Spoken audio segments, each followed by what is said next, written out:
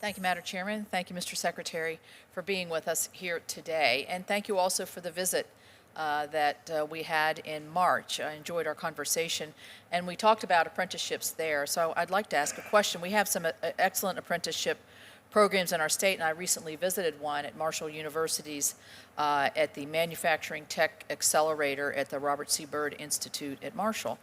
And it's providing participants with the skills they need to succeed in entry-level positions in manufacturing.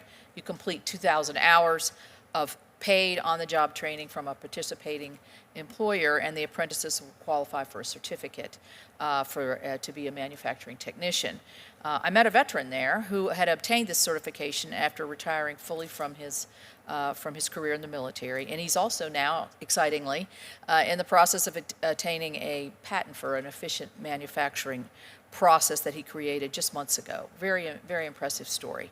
So after visiting RCBI and after our conversation, I'm wondering about your approach at labor on apprenticeships, whether it's organized labors or some such as the apprenticeships that are being offered through this program. You know, would you say you support a wide range of these, and how are you approaching this at the department? Yeah, I absolutely thank you first and foremost for having me in your district. I support a wide range of apprenticeships in different industries. I think the model of the building trades is the gold standard. $2 billion a year investment, all by companies. There's no federal investment or state investment. There's some small grants around for different programs, but the majority of those programs get funded. And you're talking about high quality training going on there. That's one model we could use. I think that there's an opportunity for us in this country to really have the ability to partner with community colleges, workforce development programs. I had the Urban League in my office yesterday. We talked a little bit about diversity and inclusion.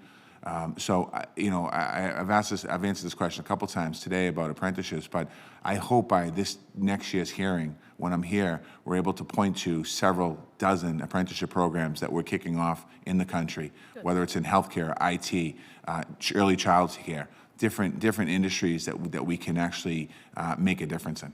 Great.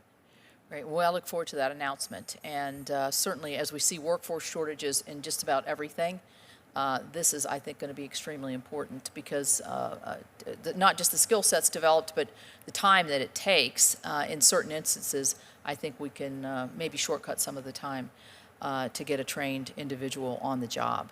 I'm very proud that I supported the nomination of Christopher Williamson to be the Assistant Secretary for the Mine Safety and Health Administration, or MSHA as we call it at home. He's a proud son of Williamson, West Virginia, and we're happy that he is there.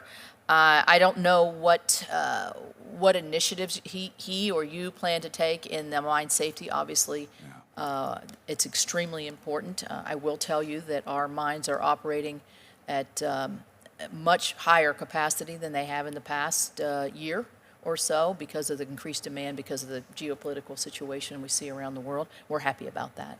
We're not happy about the geopolitical situation. We're happy we got more miners to work.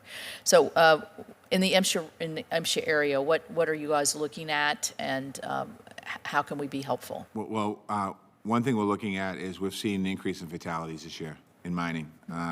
And a couple months ago, we had the major miners on a call. We did a call with them to talk about sharing best practices on safety. Something I did when I was the mayor of Boston. Whenever we had high shootings in Boston, we brought all the stakeholders to the table. We did the same thing with the mining industry. We are asking for an increase in mine safety work in this budget. Chris is doing a great job. His feet are wet. There wasn't much of a learning curve there. He knew the issue. And certainly they're working hard, and we do need to, we get some money from the American Rescue Plan, and we need some additional funding on the mine safety. We're actually seeing an increase in mining, maybe not coal mining, but we're seeing an increase in mining in America as well, metal mines and things like that. So we need to make sure we stay on top of it. And right. Anytime we acknowledge that there's a tragedies happening, we're on top of it. Well, good. And I know a lot of those can occur in a lot of different, they may not be at the face of the mine in the instance of a coal mining. A lot of them are vehicular accidents and things like that on the work site. So anything we can do to make them safer and keep them healthy is important. Last thing, I'm just going to kind of put this on your radar screen. I've always been interested in youth build. I've visited the Randolph County Housing Authority has a youth build program that they've had for years. And then for some reason last year, no funding, and so it was kind of disruptive. If you could help me kind of figure out, they did get their funding for this year, so we're very pleased about that. But we want to have the continuity that you need in a program like that. So if we could work with your office to try to figure out how to make sure they have a ironclad application that they can continue this program. No, absolutely. I've been a supporter of Youth Bill for 25 years. When I was a legislator in Massachusetts, we used to support it, and I know that Youth Bill got a I want to say $24 million grant this year on Youth Bill, but also clean energy. So some of the transition as well. Good. All right. Thank you. Thank you.